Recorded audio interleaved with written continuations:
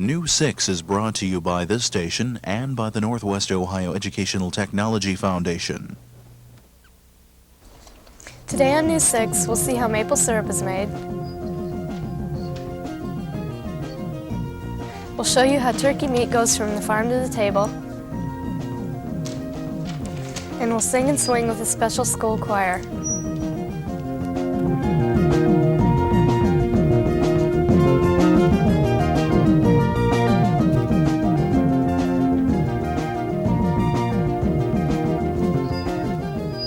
Hi, welcome back to News 6. I'm Angie Kaufman from Hopewell Loudon Elementary School in Bascom, Ohio, with a story about a unique school choir, Simon Douglas.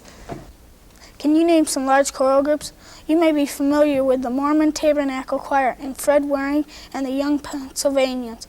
Well, now another choral group, 105 members strong, has joined the ranks. The group is Hopewell Loudon's 5th and 6th grade special choir. The Special Chorale is a singing group made up of 5th and 6th grade students from Hopewell Loudon Elementary School. The Special Chorale was started 6 years ago by Candace Hack, a music specialist at the school. I have an elementary choir of about 105, 107 kids. And from that group, we have formed this one of select children from both 5th and 6th grade to give me a group that can do more challenging things.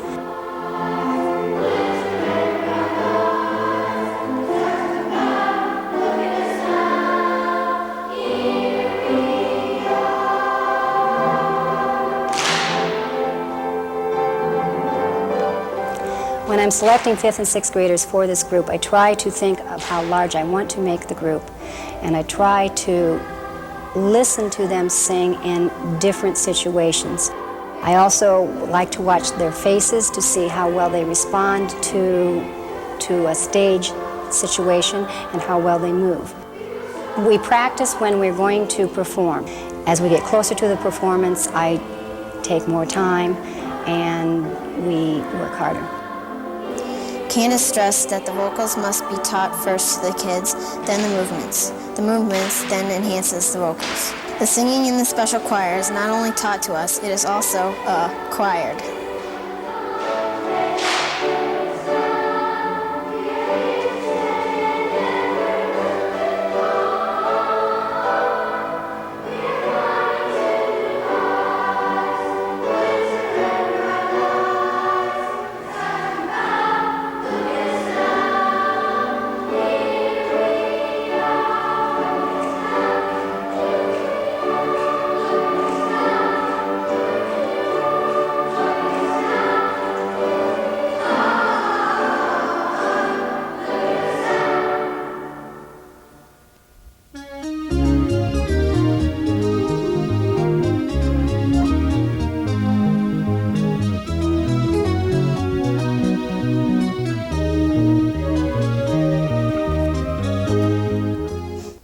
This week's show is produced by Larry Seamers, Elizabeth Elkerts, and Irene Painter 6th grade classes from Hopewell Loudon Elementary School, located in the Hopewell Loudon School District.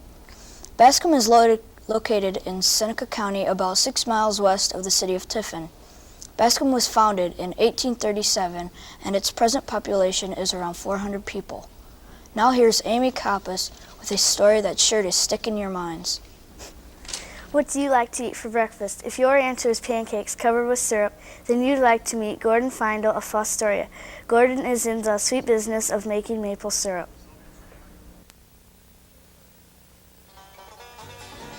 You could say Gordon Feindl's business is a sweet one indeed.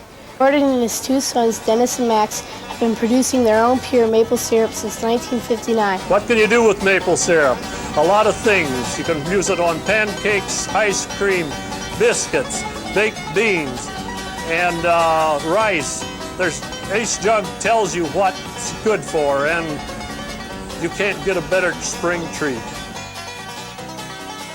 The Feindls have around 50 acres of land with almost 3,000 taps in their trees. I started maple syrup business when I was about the age of the class here, around 7 years old. I tapped the trees at home and carried the sap into the cellar overnight for a week, and then we'd boil it down on Saturday in the old butchering kettle. And it was a long long process. Sap is pumped out of the trees by a vacuum pump. The sap runs through thick plastic tubes and draws into a storage tank which holds up to 1,300 gallons of sap. From there, the sap goes into a machine called an evaporator, and the sap is heated to 219 degrees. As the sap evaporates, it turns to syrup. It takes almost 125 gallons of sap to produce 2 gallons of syrup. The Findos produce 200 to 400 gallons of syrup a year, which is then sold at roadside stands and to other retailers. We package the syrup in containers from half pints, 4 ounce to gallons. And we have quarts, pints, and half gallons. What I like about maple syrup is making it. It gets me in the woods in the spring, and I'm close to nature at that time, and I love the woods, and I love to make, it's a thrill just to see the lines work and bring it in. And I've done it for 26 years, and I think it's a great life, or I wouldn't do it.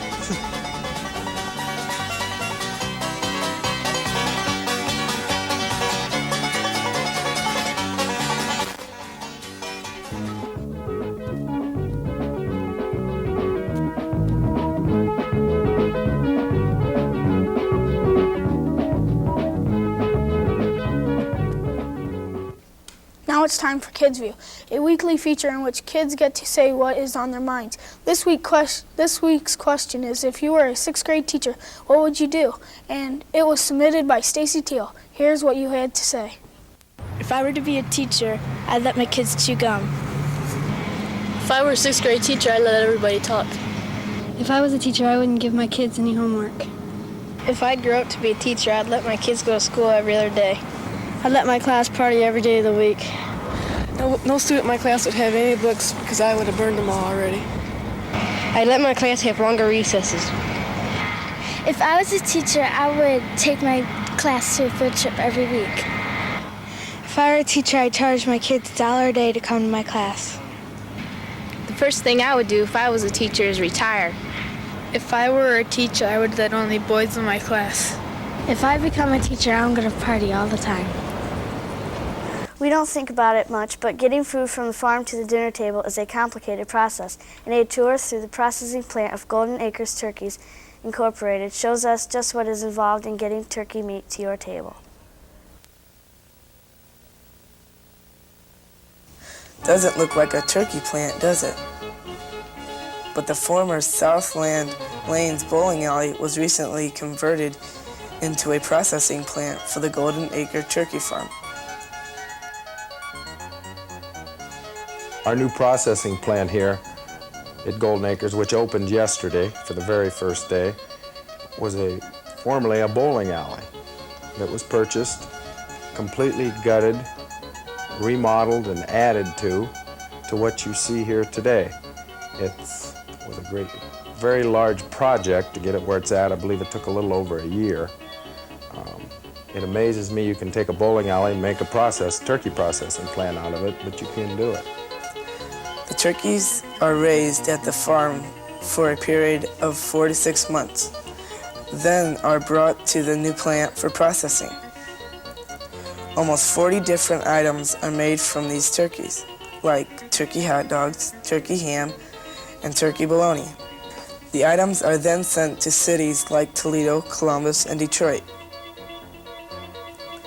Wouldn't you like to gobble down some turkey right now? That's all for this week's show. We hope to see you again soon on News 6.